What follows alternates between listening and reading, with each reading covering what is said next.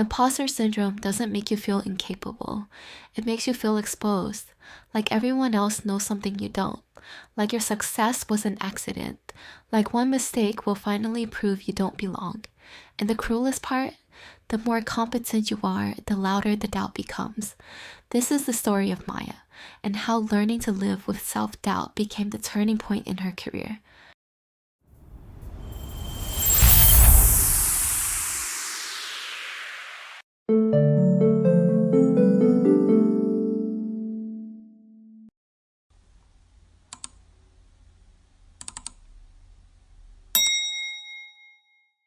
From the outside, Maya looked like she was doing well. She had a good role, a respected title, a seat in rooms she once dreamed of entering. Her colleagues, Daniel, Ruth, and Oliver, treated her like she belonged. They asked for her input. They trusted her decisions. But every time Maya received praise, something inside her tightened.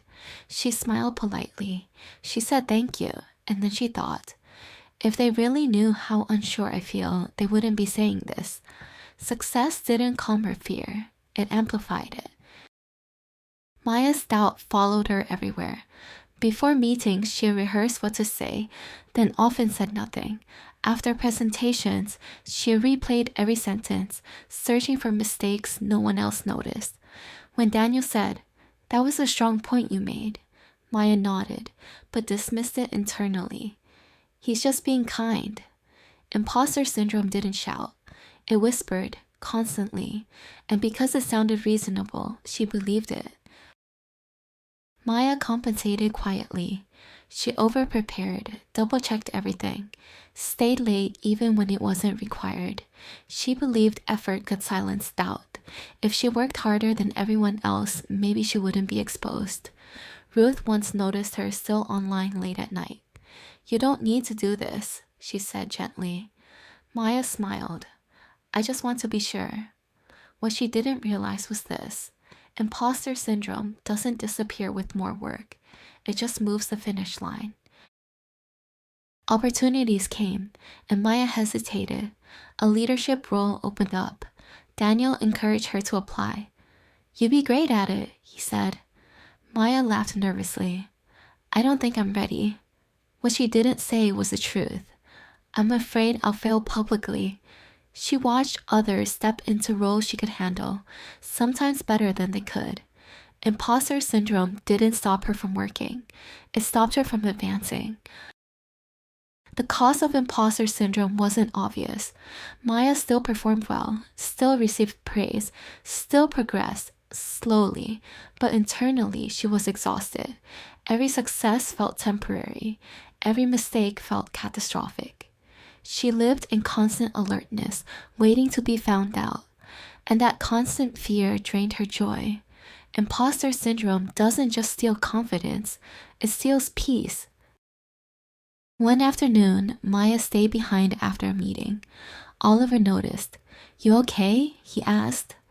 Maya hesitated, then surprised herself by answering honestly. "I feel like I don't deserve to be here." Oliver laughed softly, not mockingly. "I thought that too," he said. Maya looked at him, shocked. "You?" He nodded. "For years. Still do sometimes." That was the first crack in the mask. The realization that doubt wasn't proof of incompetence. It was more common than she thought. Maya started paying attention. She noticed that her doubt appeared strongest right after achievements. She noticed it grew louder when expectations increased. She realized something crucial. Imposter syndrome wasn't telling the truth about her ability. It was reacting to growth. The more she stretched, the more unfamiliar success felt. And unfamiliarity, her mind translated it as danger. Maya stopped trying to fix herself. Instead, she named the voice. When doubt appeared, she didn't argue with it. She acknowledged it.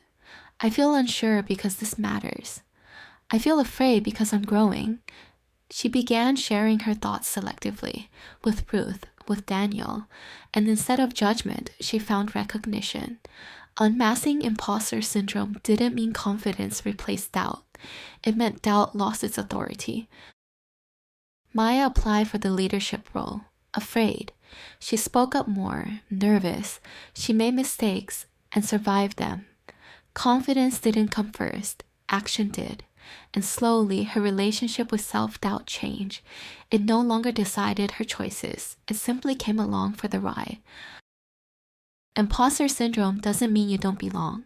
It often means you're exactly where growth happens. Thriving doesn't require the absence of doubt. It requires refusing to let doubt define you.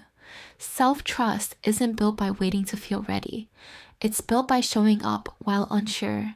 Because the truth is this: the people who feel like imposters are often the ones who care the most, think deeply, and grow constantly. And once you unmask imposter syndrome, you stop trying to prove you belong and start allowing yourself to. Imposter syndrome doesn't mean you're failing.